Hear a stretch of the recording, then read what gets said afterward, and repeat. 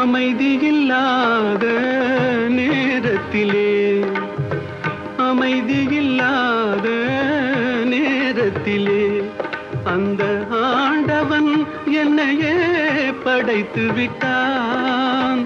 நிம்மதி இழந்தே நான் அலைந்தேன். இந்த நிலையில் உன்னை ஏன் தூதுவிட்டான்? நிலவே என்னிடம் நெருங்காதே, நீ நினைக்கும் இடத்தில் நான் இல்லை.